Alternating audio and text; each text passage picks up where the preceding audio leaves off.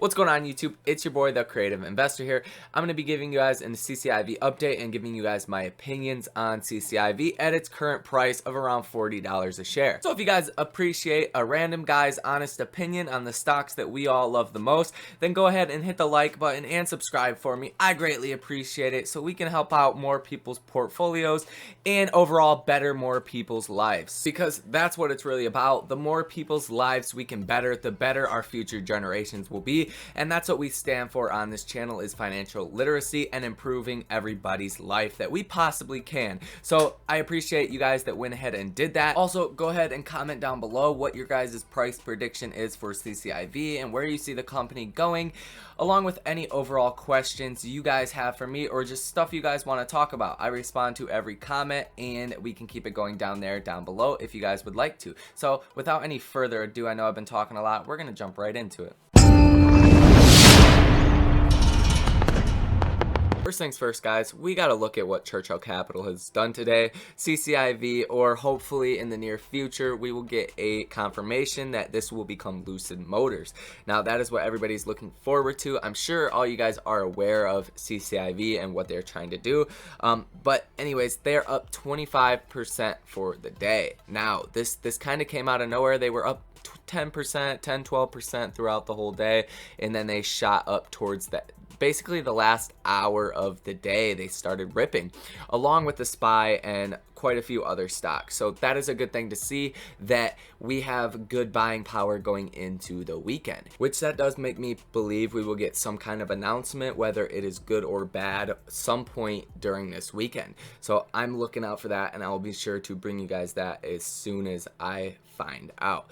But I was really trying to figure out what caused this move around 3 o'clock, and I can see that there's a couple articles that were posted, and for saving time's sake, because I know you guys' time is valuable, I read these articles and they all essentially say the same thing, but this Business Insider one correlates more to when the stock started to run up. So it's talking about, it says traders reacted to a Bloomberg terminal note suggesting that CCIV was in talks with Venrock Associates and a group of Lucid investors. No new talks have been announced or reported otherwise. Venrock Associates is one of the oldest investors in Lucid. The VC firm first bought into the company back in 2009 in a $7 million Series B financing round when Lucid was still a small battery manufacturer called Ativa. And the rest of this article just goes on to say that CCIV was up 240% as investors continue to value the SPAC as if the deal with Lucid is in the works. Talking about the first model they're going to offer with a range of 406 miles, 0 to 60 in 2.5 seconds, which is very, very impressive. And the company says it will start at $69,900 with the incorporation of federal tax credits as well. It says Lucid also earned headlines recently after opening a production facility in Casa Grande, Arizona, where it plans on eventually manufacturing 400,000 vehicles per year. Although for now there will be a limited production of the company's flagship model, the Air Dream Edition, which starts at $169,000 and will offer 1,080 horsepower and a range of 517 miles. Basically, they plan to start selling vehicles in the spring, and we all pretty much know this. But one thing I do want to point out, if you're not in CCIV and you want to own the company, I don't think it's a bad price right now to buy in, at least for the long term.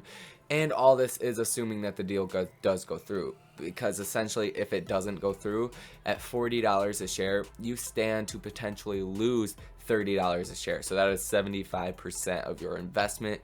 Worst comes to worst. So if you put $400 in, you stand to, at worst case scenario, walk away with $100. So risk to reward, it's not my kind of style, even though I know it's going to shoot up if a deal is announced, and I will be buying more shares at that time. I'm currently not buying any shares.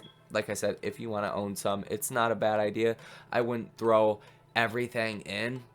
But one more thing I do want to point out is this whole first year, because they're supposed to launch their cars in the spring and start selling them in the spring, and they already have 6 dealerships to sell these vehicles in, they are only expected to produce 6,000 to 7,000 vehicles this year.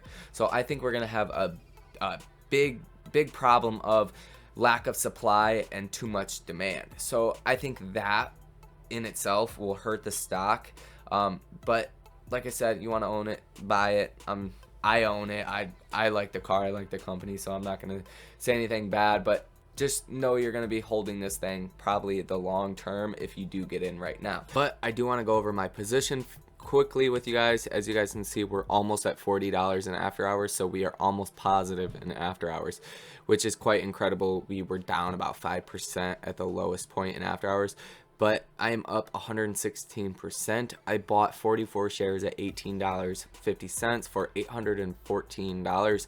Currently, it's at almost $1,800, so I am very happy with my position, and that's why I'm quite reluctant to average up on it at this point before the merger is confirmed, just because I don't want to get myself into a bad situation. Let's say the merger does not go through, which it will, but I just don't want to put myself in that position. I want a good cushion spot to be okay. So with that being said, guys, if you guys like this kind of content, if you guys like my honest opinion, I greatly appreciate it. And until next time, guys, I'll see you later. Peace out.